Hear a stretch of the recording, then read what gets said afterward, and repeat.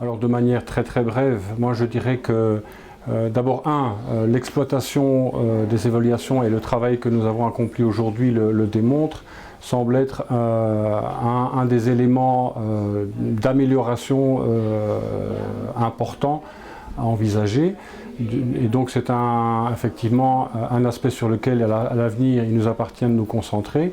D'autre part, je pense pouvoir dire que la manière dont on exploite une évaluation est liée aux multiples objectifs que représente une évaluation et ces plus multiples objectifs sont liés aux différentes parties prenantes concernées par une évaluation. Alors de manière très rapide et sans ordre hiérarchique de priorité, je dirais que l'aspect reddition de comptes, l'aspect redevabilité est un aspect important, notamment pour le bailleur de fonds.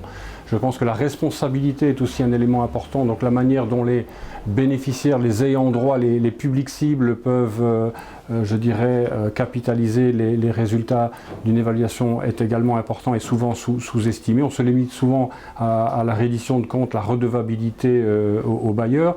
Je pense que l'aspect apprentissage est fondamental et donc de ce point de vue-là, la dimension participative qui, on l'a vu dans l'évaluation du processus, fait quelquefois défaut dans tout le processus d'évaluation. Donc l'aspect négociation, l'aspect apprentissage doit être nécessairement renforcé, que ce soit avec les parties prenantes, que ce soit avec les ayants droit, les publics cibles, etc. Et j'ajouterais enfin que l'aspect visibilité n'est pas négligeable. Je pense qu'on est dans un contexte aujourd'hui où la visibilité, la notoriété des programmes et des projets passe, le cas échéant aussi, par l'évaluation. Donc en résumé, l'évaluation recouvre un éventail d'objectifs et donc l'exploitation qu'on est susceptible de devoir faire par rapport au rapport passe par ces différents objectifs. Et donc je pense qu'il y a du travail en la matière pour aller au-delà de la simple reddition de comptes et de la prise de décision, pour aller plus vers de l'apprentissage, de la négociation et de l'amélioration des partenariats et des modalités de management de nos programmes. Voilà.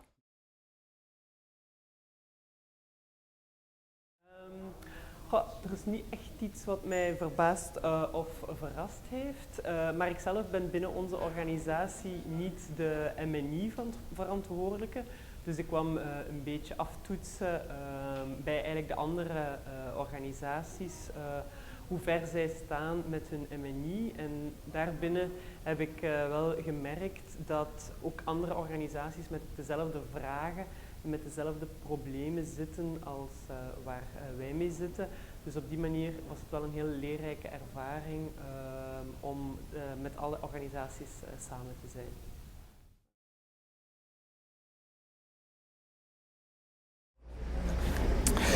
Eerst en vooral, ze komen tegemoet aan de verwachtingen van de organisatie zelf. Wat willen we leren? Wat willen we evalueren? En anderzijds, wat zijn ook de vereisten van de donor, bijvoorbeeld DGD? Wat willen zij eigenlijk als criteria laten meenemen in zo'n onderzoek? Wat zijn de voornaamste karakteristieken van de referentietermen? Ze zijn helder en klaar, zowel voor de evaluator, de externe evaluator, als voor de organisatie zelf, zodat er achteraf geen discussie hoeft over te bestaan.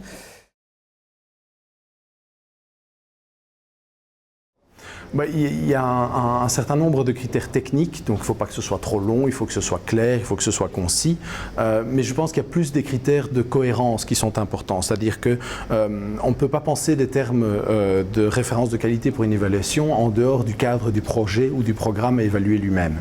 Sinon on risque de tomber dans des choses qui sont soit démesurées, soit qui ne sont pas en accord, soit qui ne sont pas cohérents.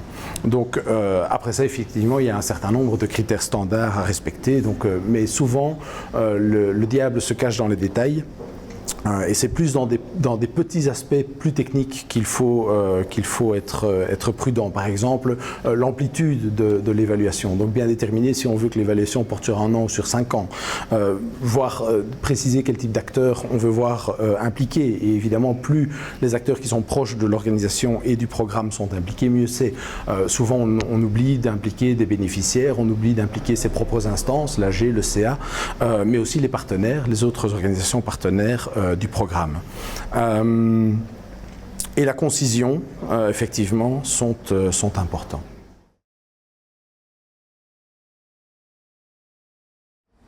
Ik denk wat niet aan bod is gekomen, of onvoldoende voor mij, is de praktijk van de verschillende organisaties.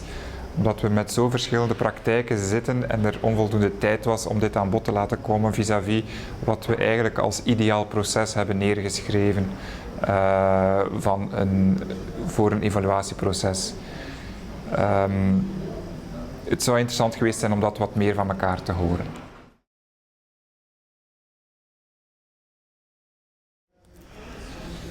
Je crois que notre rôle important, c'est très fort déterminer qu'est-ce que l'organisation, l'évaluateur va faire, l'équipe d'évaluation va faire. Et donc là, on a un rôle très important dans la préparation, de les cadrer, aussi bien avant, déjà dans la sélection, les termes de référence, avoir des bons termes de référence, une finalité bien précise. Et par après aussi les accompagner tout au long du processus, aussi bien dans la méthodologie qui était déjà déterminée dans les termes de référence, mais aussi à discuter bien sûr avec les évaluateurs qui ont été retenus, dans la méthodologie, dans l'organisation, dans le lien entre les bénéficiaires ou les acteurs à rencontrer et l'équipe d'évaluation, à faciliter tout cela et s'assurer que l'évaluation puisse permettre d'aboutir à ce qu'on souhaite avoir pour les bénéficiaires et pour les partenaires.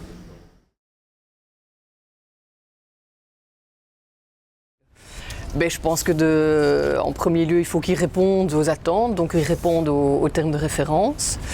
Il faut qu'il soit lisible, donc pas trop volumineux, pas rébarbatif comme on aime dire, donc assez concis. Il faut qu'il donne des pistes d'amélioration, des recommandations très concrètes pour qu'ils puissent être traduits vraiment en plan d'action. Donc je pense que c'est surtout ça, d'être concret dans les recommandations.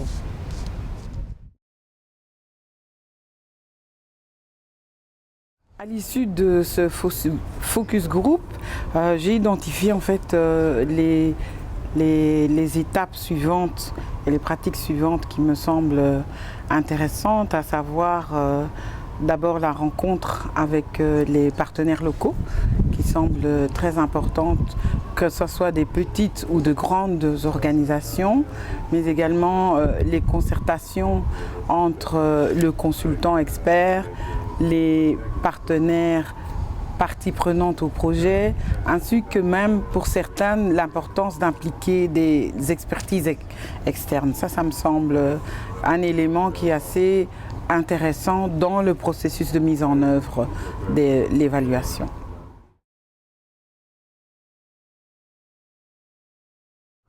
Ah bien, voilà, ça dépend déjà du type d'évaluation.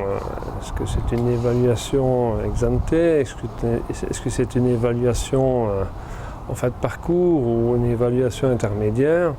De manière générale, de toute façon, l'essentiel c'est que les résultats d'abord répondent aux questions, correctement aux questions, et donc instruisent le commanditaire et les bénéficiaires de l'évaluation sur les orientations à suivre dans l'avenir, donc que ce soit pour la révision d'un programme, que ce soit pour adapter des process, que ce soit pour revoir la stratégie qui a été dessinée initialement. Voilà, donc ça c'est quelque part un peu dans les grandes lignes ce qu'on peut retenir sur l'exploitation, donc l'utilité même d'une évaluation.